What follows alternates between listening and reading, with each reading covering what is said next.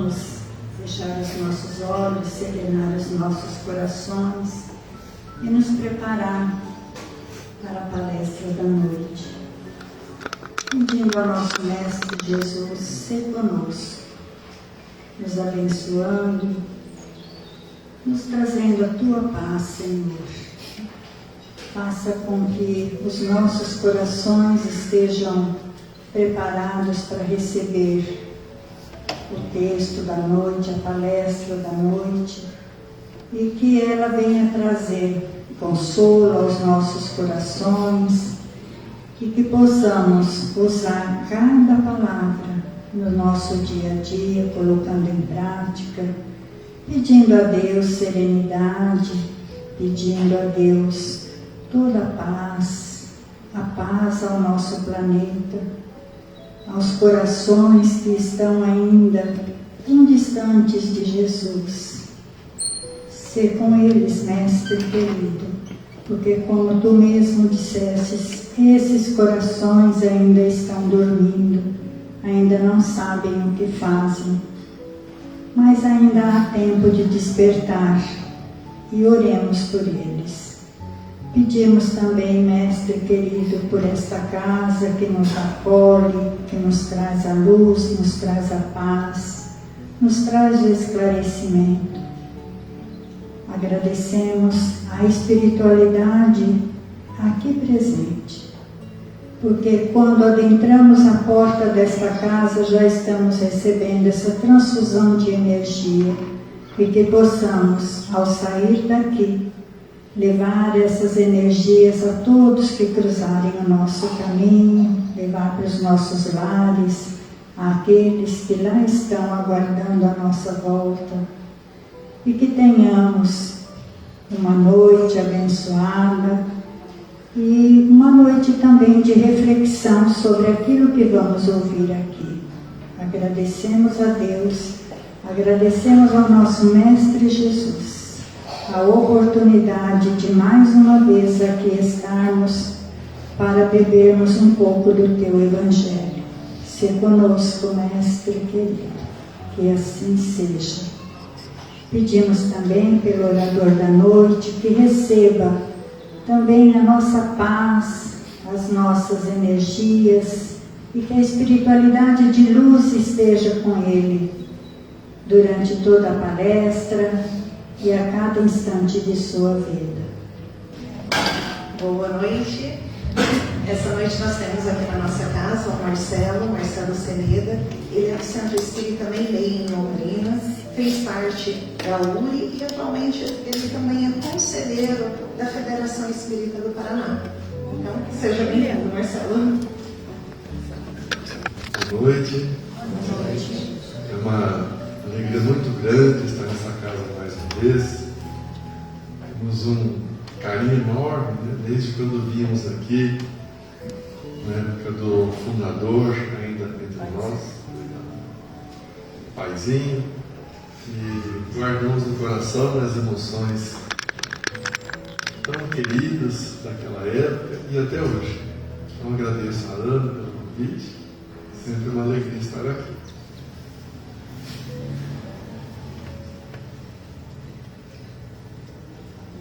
E hoje nós vamos conversar a respeito de um tema que muitas vezes nos intriga e instiga a nossa reflexão.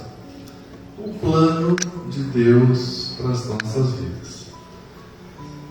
Normalmente, quando os acontecimentos se desdobram conforme a nossa vontade, a gente fala com bastante satisfação: que beleza, Deus preparou. E é natural, muito conveniente, quando determinado acontecimento vem ao encontro dos nossos anseios, seja um relacionamento, uma viagem, uma questão profissional, alguma demanda de ordem material que nós planejamos, e aquilo sai como nós esperávamos, e é uma justa alegria, uma satisfação muito grande. E conforme nós vamos nos integrando no entendimento do Evangelho, da reencarnação, da evolução espiritual, nós vamos entendendo que sim, certamente aquilo que nós almejávamos se apresentou, e aquilo nós enxergamos que é algo para o bem nosso, da nossa família, do nosso ambiente, e vem uma alegria muito merecedora. Que bom! E falamos bem assim, quando vamos contar para alguém, Deus preparou. O grande desafio começa quando nós fazemos um planejamento e as coisas não saem como nós esperávamos. E aí vem uma certa frustração. E sem pensar muito, quantas vezes proferimos a seguinte frase: eu acho que Deus errou comigo. Porque eu planejei algo, eu tinha tanta certeza que era para o meu bem, e veio um resultado completamente diferente. Você fala que muitas vezes nós não estamos tão interessados em tentar entender o plano de Deus para nós.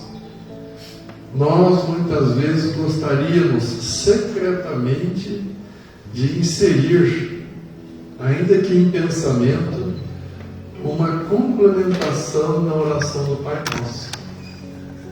Dizemos assim: Senhor, que seja feita a tua vontade. E antes de completar assim na terra como no céu, quantas vezes nós pensamos assim: seja feita a tua vontade, mas se possível que ela seja igual a minha. E vou contar um segredo para vocês. Na maioria das vezes, as situações não acontecem como nós esperávamos. E muitas vezes nos revoltamos, nos aborrecemos, nos contrariamos e nos questionamos: por que isso? O fato é que a nossa visão, a nossa compreensão da realidade espiritual, do que realmente nos convém, é muito limitada. Especialmente nos momentos difíceis. Eu vou dar um exemplo aqui. Quantas vezes a criança, e eu me lembro bem disso, eu não fui uma criança muito saudável. Eu tive uma quantidade razoável de enfermidades, né? Infecção nos pulmões, nos rins, na laringe, então uma certa frequência eu estava febril. Talvez alguns de vocês se lembram dessa situação que eu vou lembrar. E quando a gente está enfermo, a gente está febril, a gente está debaixo das cobertas, e a gente pega todos os cobertores que a gente consegue, e a gente está ali literalmente cozinhando, né? Mas com certo conforto, porque a gente não está passando frio. E aí vem o pai, na verdade quase sempre a mãe, às vezes vem o pai, mas quase sempre a mãe vem. No geral as mulheres são mais atentas, são mais perceptíveis, né, das situações menos ostensivas, como é o caso de um início de febre. A mãe vem com aquele carinho, com aquela atenção, e a mãe percebe de longe. É comum às vezes a mãe, antes de encostar no filho, falar: está com febre, de olhar, né? E aí a mãe vem, constata a febre, e eu lembro até hoje, vem aquela frase que a gente não queria ouvir: precisamos tomar um banho. E quando a gente está com aquele monte de cobertas, aquele calor agradável, né, para quem está febril, a ideia de sair dali de baixo não é confortadora. Mas aí a gente pensa aquele banho bem quente, e a mãe fala assim: olha, morno para baixo, para frio, não pode ser um banho quente, porque a ideia é baixar a temperatura corporal. Porque a temperatura excessiva, a febre excessiva, ela pode ser danosa. E então, quando a gente é criança, a gente pensa assim: mas não é possível. Eu já estou num desconforto enorme, eu estava relativamente bem, e aí vem esse ser que não só me tira do conforto e me impõe uma situação mais desconfortável ainda. E a gente vai para o banho batendo queixo, né? E a temperatura baixa. E aí quando a gente acha que melhorou, que vamos voltar para o nosso ninho de edredom, cobertor, pijama de flanela, vem a segunda parte. Vamos ao médico. E muitas vezes dali uma injeção. Hoje já não é tão efetiva mais, mas antigamente era benzetacil. Hoje o princípio ativo está algo ultrapassado para a maioria das enfermidades. Mas quem já tomou benzetacil nunca esquece. E para nós, crianças, todo esse cenário é incompreensível. Nós estávamos passando mal, nós queríamos alento, queríamos um chocolate, um conforto, uma distração interessante, e vem da pessoa que deveria nos cuidar, esse é o raciocínio da criança, que deveria me confortar, e vem uma sequência de situações infelizes. E o coroamento das nossas frustrações era a benzetacil. Por que a mãe faz isso? Porque quer ver a gente sofrer? O pai gosta de ver a gente chorar? Não. Porque precisa. É o necessário diante daquele quadro. A mesma coisa nós, durante a nossa jornada evolutiva. Nós podemos, salvo os missionários, que regularmente vêm até nós em geral somos todos crianças espirituais. A nossa compreensão da realidade maior, da vida espiritual, é muito limitada. Tanto é que grande parte do nosso dia, dos nossos dias, no período encarnado, grande parte do tempo, nós passamos algo iludidos. Vamos lembrar que estamos de passagem quando chega a notícia de um velório.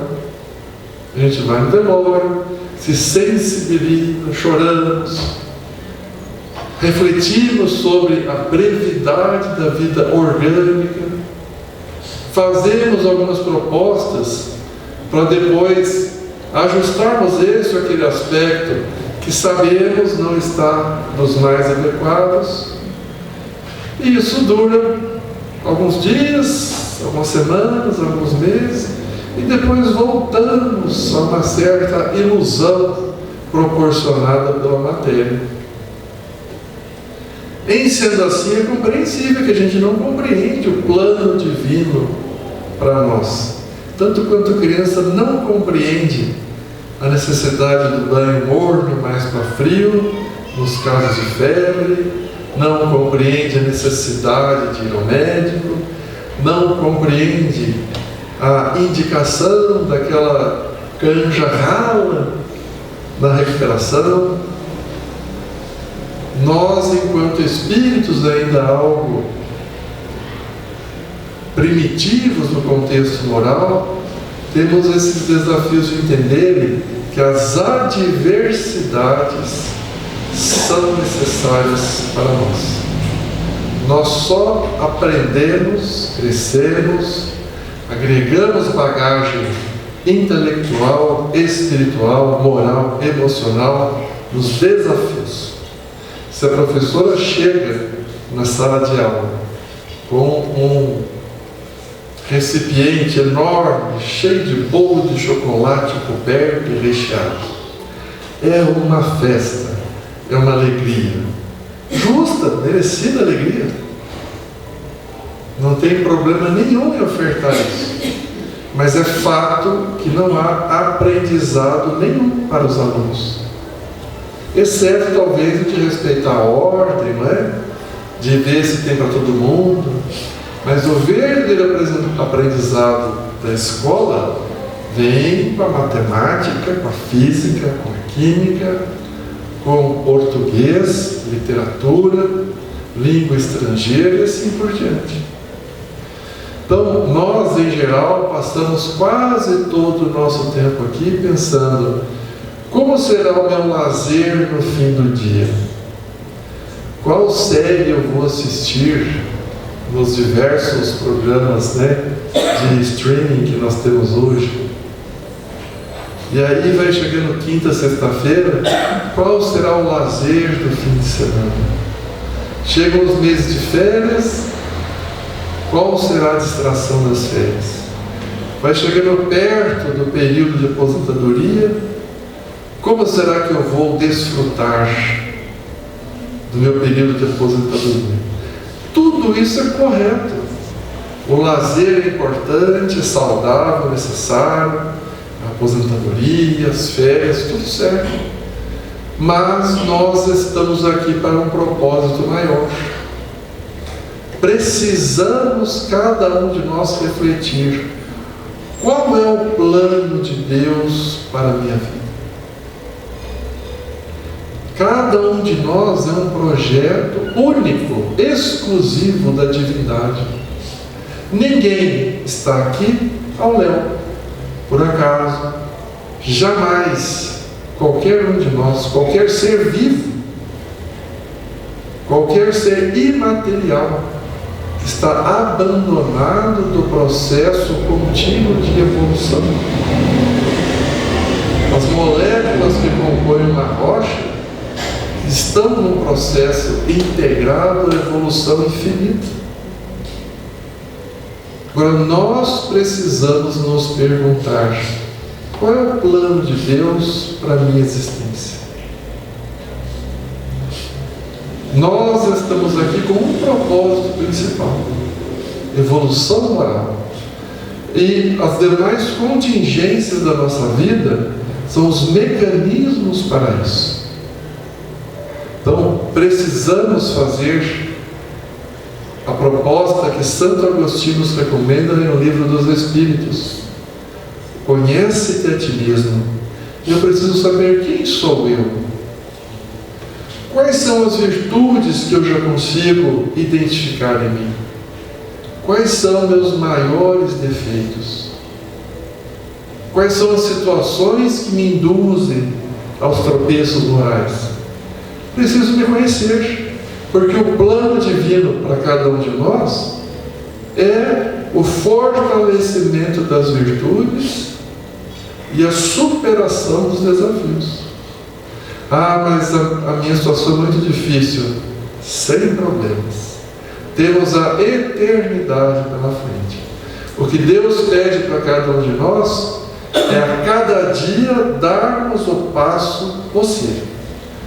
Tem dias que a gente vai dar um passo largo, tem dias que a gente tropeçou, estamos tentando levantar. Tudo bem. O importante é saber a direção a seguir e irmos em frente. Conhece-te a ti mesmo, a oração, as boas leituras, a bandeira do Espiritismo, caridade, são os recursos para que nós consigamos nos manter ajustados dentro da nossa programação divina. Como eu posso saber se essa ou aquela opção é a mais adequada para mim? Interroguemos a consciência, porque a lei divina está escrita na consciência. E todos nós sabemos o que a consciência nos recomenda. Às vezes precisamos de mais recolhimento, de mais alguns dias, mas serenamente, se orarmos, se pedirmos, se buscarmos a inspiração do Evangelho, a frequência no tempo religioso, apresentarmos a Deus aquilo que nos aflige, com muita sutileza, leveza, a consciência nos apresentará o caminho. O desafio é que muitas vezes a consciência apresenta um caminho e a nossa vontade apresenta outro. e temos o livre-arbítrio. Porque o Pai quer que nós tenhamos merecimento pelas boas escolhas. Então, se nós quisermos calar a voz da consciência, é possível. Mas não é o mais inteligente. Porque estamos todos submetidos a uma única fatalidade: a lei do progresso. E a felicidade vinculada ao progresso. Nosso livre-arbítrio encontra-se restrito a aceitaremos a lei do progresso, o plano divino para nós agora ou daqui a séculos, daqui a milênios. O mais inteligente do ponto de vista espiritual é aceitarmos o plano divino, ainda que a nossa vontade fique contrariada, mas termos paz de consciência. Está no Evangelho. No nosso atual patamar evolutivo, a felicidade possível é a paz de consciência. Nós todos estamos acessíveis a momentos de euforia, momentos de deslumbramento, de empolgação. Isso faz parte, desde que seja um correto, moralmente saudável, perfeitamente. Uma conquista importante no trabalho, entrarmos em uma moradia que nós ansiávamos para, vem aquela euforia saudável, algo que nós trabalhamos para, a alegria de um relacionamento afetuoso, equilibrado, muito bom. Mas são momentos de euforia, de satisfação maior, mas aquele estado de felicidade permanente, constante, advém da paz na consciência. E muitas vezes nós temos essa indagação: será que o plano de Deus está certo mesmo? Estou tentando fazer tudo tão correto e as situações são adversas. Nós temos na série André Luiz um livro intitulado No Mundo Maior, ditado pelo Espírito André Luiz, psicografia de Francisco Cândido Xavier. No segundo capítulo, nós temos ali um texto intitulado A Preleção de Eusébio, a palestra de Eusébio. E Eusébio André Luiz investe vários parágrafos para explicar quem é Eusébio. Coordenador e superintendente de uma grande instituição socorrista no plano espiritual, responsável direto por milhares de almas que ele orientava e coordenava os encaminhamentos. Quando André Luiz se depara com Eusébio a primeira vez, ele fica deslumbrado. Ele fala assim: um espírito com uma aparência dos homens maduros, destacando a sua robustez. O olhar emanava uma energia suave e o sorriso tinha um magnetismo doce daqueles que emanam amor. Reunia energia com doçura, bondade com firmeza. E ele se apresentava no plano espiritual inteiramente iluminado por uma tonalidade suave, cor de esmeralda. A gente lê essas etapas, no livro e ficamos assim deslumbrados, imaginando como deve ser ficarmos próximos de uma entidade, de um irmão de caminhada que já se encontra nesse patamar evolutivo. Porque aqui na Terra, dos que nós tivemos e temos oportunidade de nos aproximar, é uma alegria, Conta-se que a aura amorosa de Chico Xavier se estendia por dezenas de metros. E assim, tantos outros que a gente conviveu, conhece, e até pessoas anônimas para a sociedade, mas queridas ao nosso coração, que a gente pressente aquela aura de amor. E André Luiz então ouve a palestra de Eusébio, ele faz a oração, e ele fala que ao término da oração, Eusébio estava transfigurado em luz, que ele projetava para todos ali, e imediatamente, ao receberem aquelas emanações fluídicas, uma sensação de paz, leveza e gratidão alcançava a todos. Então imaginemos, que André Luiz estava praticamente flutuando, ao término da preleção.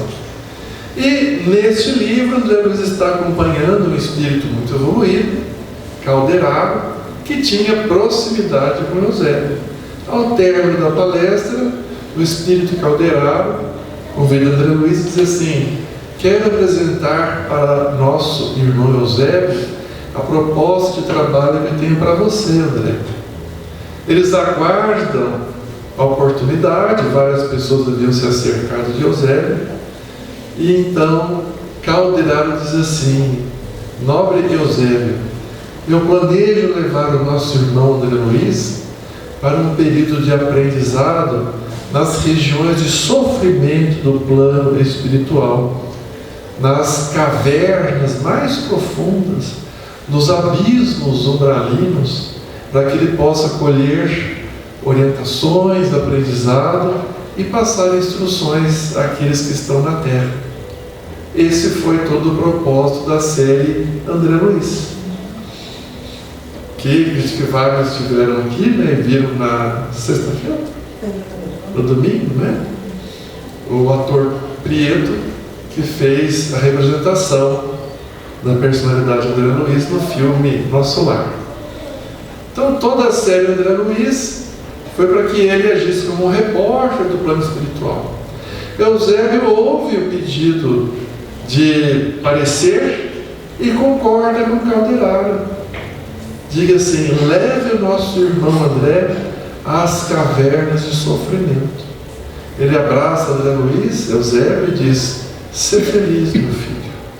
Muito bem, então ficou claro para todos nós a elevação moral de Eusébio e a indicação para que ele fosse à região das cavernas de sofrimento.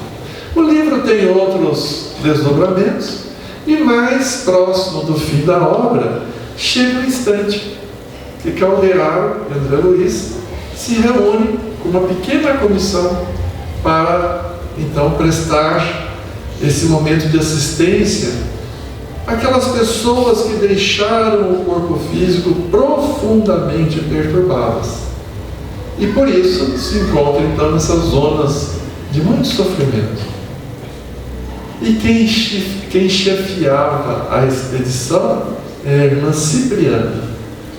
Ela já conhecia Calderaro, mas quando ela vê ao lado de Calderaro André Luiz, ela pergunta assim: pretende o irmão André nos acompanhar? Calderaro se surpreendeu e falou: sim.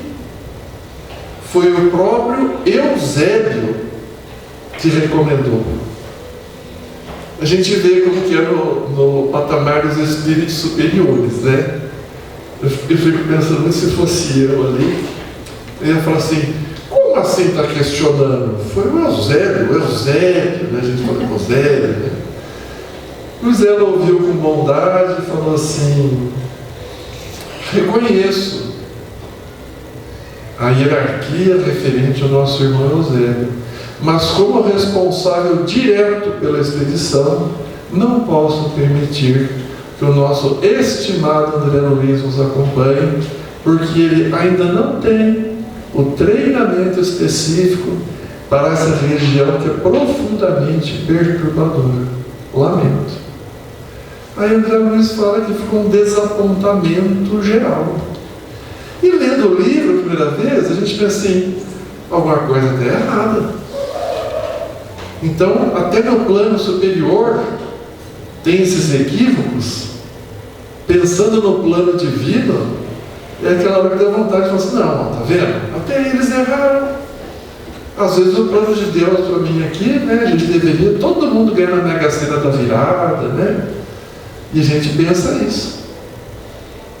Aí fica uma frustração, mas Cipriana, a gente vê a diferença dos espíritos evoluídos, diz assim: André, eu presumo que você teria situações muito adversas nas regiões profundas do sofrimento, mas convido, proponho que você e Calderaro fiquem nessa região de acesso, no limiar das cavernas. Você certamente colherá grande aprendizado aí, e não precisará se expor a situações para as quais não se encontra preparado ainda. Aí houve um sorriso de contentamento, porque criou-se uma situação possível. E ela diz assim: voltaremos dentro de 6 horas. Era um grupo pequeno de 10 pessoas. E os dois ficaram por ali. Nisso vem chegando um grupo de espíritos de velhinhos, pessoas que haviam desencarnado em idade avançada, mas muito apegados ao dinheiro. Então eles vinham falando das riquezas, das fortunas, do risco dos ladrões, e não tinham nem percebido que já haviam deixado o corpo físico, que estava no plano espiritual. E aquela conversa, só que um deles falou assim: meus amigos, tem alguma coisa errada.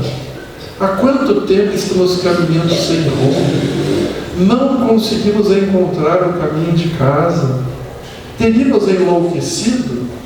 Quando André ouve aquela voz, ele tem um sobressalto. Lembrou muito a voz do avô dele, que já havia partido para o lado espiritual há 4 décadas. E ele fica desconfiado, e aí o outro velhinho diz assim: Cláudio, você está desvairando, está tudo certo, precisamos de nos cuidar contra os ladrões. Quando fala Cláudio, André Luiz se vira para Calderaro e fala assim: é meu avô. E aí Calderaro diz assim: André, agora eu entendo por que Eusébio nos encaminhou para cá, por que Cipriano nos recomendaram ficar aqui. Não que eles soubessem de antemão, mas os espíritos superiores estão alinhados com a lei da vida. E aí Calderaro diz assim: seu avô já começou a questionar, ele está apto ao despertar no plano espiritual, vamos socorrê-lo. Eles aplicam recursos magnéticos, fluídicos, sobre os olhos daquele espírito, e ele então percebe os dois ali, que por serem mais elevados, seu perispírito numa condição mais refinada, não eram visíveis aos demais. E ele fala assim: quem sois vós, emissários de Deus? Socorrei-me, estou enlouquecido aqui. E aí, com muito tato, André Luiz, sem se revelar, diz assim: caro amigo, somos teus irmãos diante de Deus, não somos emissários dos céus, mas vamos orientá-lo. A verdade é que os seus olhos se fecharam para a matéria há mais de 40 anos. E agora já se encontra desperto no mundo espiritual. E ele, que já estava percebendo algo, começa a chorar e diz assim: justo o meu merecimento. Passei a vida inteira aferrado ao apego dos bens materiais, fui cruel, expulsei da minha casa a minha irmã, criada como irmã, mas que não era filha legítima dos meus pais, Ismênia. Quando os pais faleceram, eu expulsei ela para ficar com toda a fortuna. Fui cruel, fui apegado, eu mereço estar onde estou. Mas, se for possível, ele continuou chamando emissários de Deus, eu tenho um pedido: de todas as criaturas, uma só sempre confortou meu coração, era meu neto André Luiz. Quando eu faleci, ele era criança. Quando ele chegava até mim, meus olhos se iluminavam de amor. Como eu sempre quis bem André Luiz. Não sei o que foi feito dele, mas deixei ao meu filho ordem para que o meu neto recebesse grande parte da minha fortuna, para que estudasse medicina, pudesse socorrer os enfermos como eu não soube fazer. Ah, quanto amor eu tenho pelo meu neto André Luiz. Não quero que ele padeça como eu estou. Se for possível, leve esse recado para ele. Aí André Luiz não suporta mais aquela emoção, abraça seu avô e diz assim: vovô Cláudio, não se lembra de mim? E aí ele é socorrido e a sua jornada tem o encaminhamento devido. Mas essa passagem eu contei de maneira resumida para ilustrar que sempre que nós estivermos dispostos a cumprir nossos deveres, vejam, Calderaro cumpriu o seu dever de instrutor, propondo para que Eusébio orientasse André Luiz. Eusébio cumpriu o seu dever de espírito altamente evoluído, recomendando para que André Luiz fosse àquela região. Cipriana cumpriu o seu dever como líder da expedição, dizendo para que ele não fosse na região mais crítica, mas permanecesse por ali. André Luiz cumpriu o seu dever de aprendiz, aceitando o que as circunstâncias lhe ofereceram. Então, sempre que nós estivermos cumprindo o nosso dever de consciência tranquila, estaremos caminhando para o plano divino para as nossas vidas. Muita paz a todos. Estava tão bom, né? Vontade de pedir mais um pouco? Muito obrigada, Marcelo, pela lembrança. Os livros, o livro citado, nós temos na biblioteca. Quem quiser pegar, pode pegar emprestado. Tem nos canais também, audiolivro. Vale a pena ler ou reler a história inteira. Marcelo, eu agradeço. E esse final me fez lembrar aquela frase, né, de florescer onde foi plantado, né? Às vezes é tão difícil a gente querer aceitar, porque muitas vezes a nossa dificuldade que estamos passando no momento, ela nos quer ensinar alguma coisa. E muitas vezes a gente acaba fechando os olhos. Então, que nessa noite nós possamos refletir sobre tudo que foi nos ensinado hoje. Marcelo, eu agradeço e peço a todos que mantenham em vibração, que possamos pedir da espiritualidade nos socorrer tantos amigos espirituais que se encontram nesse ambiente também, nessa noite, que possamos lembrar com carinho daqueles nossos entes queridos, amigos, que precisam de oração, e vamos pensar nele enquanto o pessoal se prepara para o passe.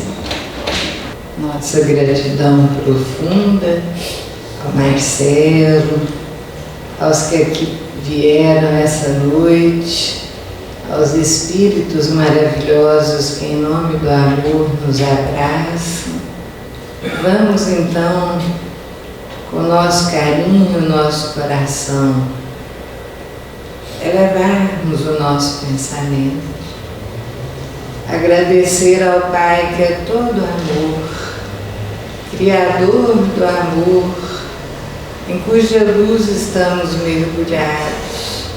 Ó Senhor, obrigada pela vida, rogando, Divino Pai, que permita ao Mestre Jesus envolver a nossa terra que se encontra imersa em tanto sofrimento, que o amor do Mestre possa alcançar as mais profundas regiões abissais e levantar os caídos no plano espiritual e amparar os aflitos e desesperançados da terra em toda a parte, rogando, Senhor, que as suas mãos luminosas possam se colocar sobre as cabeças das lideranças políticas da terra, para que a paz possa se fazer presente e cessem tantos rumores de desavenças entre os homens, que possamos, ó Senhor, lembrar do seu amor e vivê-lo em profundidade no nosso coração, rogando que a sua paz nos abençoe e nos proteja. Nós pedimos, acompanhe-nos, Senhor, de volta aos nossos lares, envolvendo os nossos familiares ao chegarmos, na luz do seu amor, e aos espíritos que precisam do seu amparo, que somos todos nós, a sua proteção. Obrigada, Senhor.